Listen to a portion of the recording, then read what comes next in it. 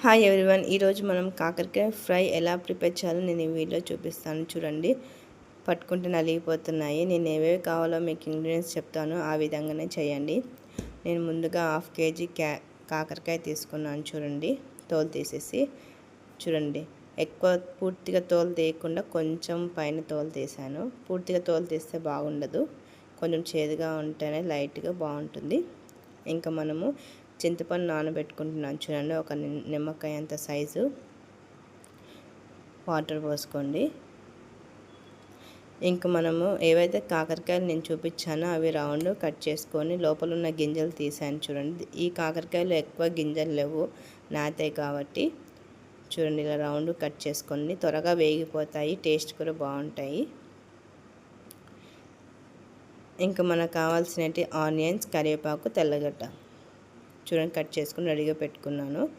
ఇంకా ప్యాన్ తీసుకొని 2 table spoons oil వేసాను. చూడండి, ఆయిల్ కొంచెం ఎక్కువ వేస్తేనే బాగుంటుంది.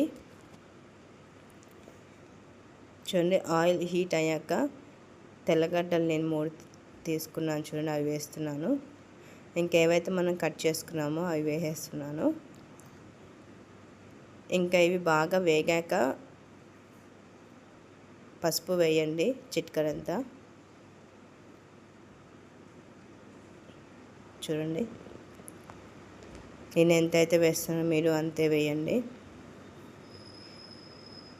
బాగా కలపండి, బ్రౌనీస్ వచ్చేంత వరకు వేయించండి. ఇంకా మనం ముందుగా చింతపండు నానబెట్టుకున్నాను కదా, చూడండి బాగా మెత్తగా నానిపోయింది. ఈ విధంగా నానబెట్టుకోండి. చూడండి, ఇంకా దాంట్లో ఉన్న జుజ్జు అంతా తీసేయండి, పిప్పు పడేసేయండి.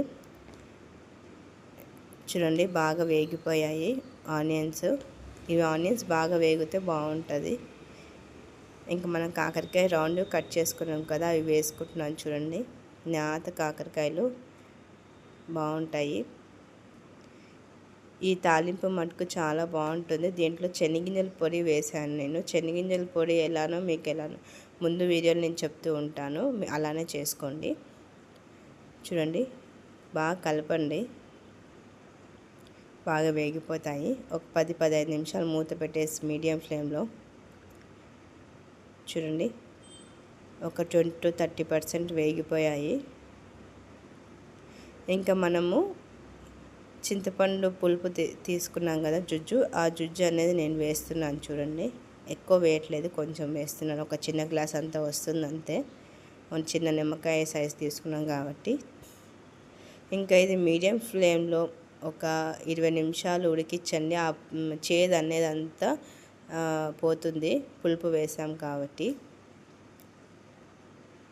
చూడండి, ఇంకా నేను మూత పెట్టేసి ఒక 10-15 మినిట్స్ తీసాను. చూడండి, ఆ పులుపు అంతా ఇమిరిపోయింది, అంటే ఆ చేదు అంతా చనిపోయి ఉంటుంది, ఉండదు. ఇది చిన్నపిల్లలు కానీ పెద్దలు కానీ చాలా బాగా తింటారు. చూడండి, ఉడికి అలా స్పూన్తో అంటేనే అప్పుడే వేగిపోయింది. పులుపు వేస్తానే చిటికెడంత ఉప్పు వేయండి, బాగా వేగేదానికి. ఇంకా కాకరకాయ చేదు, చింతపండు పులుపు కాబట్టి ఉప్పు కొంచెం ఎక్కువే పడుతుంది, చూసుకొని వేసుకోండి. ఇంకొక 10 నిమిషాలు మీడియం ఫ్లేమ్లో పెట్టండి. ఇంకా మనం శనగింజల పొడి ఆల్రెడీ మీకు తెలుసు, శనగింజలు కొన్ని వేయించుకొని పొట్టు తీసుకొని మిక్సీ జార్లో ఒక 4-5 ఒట్టిమిరపకాయలు వేసుకొని తెల్లగడ్డ, ఉప్పు వేసుకొని పొడి చేసుకోండి.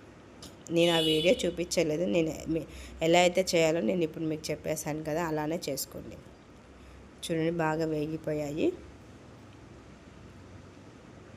చూడండి, ఉడకాలంటే విరిగిపోతున్నాయి. ఇంకా మనము శనగింజల పొడి నేను చెప్పాను కదా ఎలా అయితే చేసుకోవాలో అలా చేసుకొని, నేను ముందుగానే ఒక కప్పులో చేసుకొని పెట్టుకుంటాను. చూడండి, మీకు సరిపోయేంత వేసుకొని, నేనైతే సరిపోయేంత వేసుకున్నాను. ఈ పొడి ఉట్టిగా కూడా తినచ్చు, బాగుంటుంది.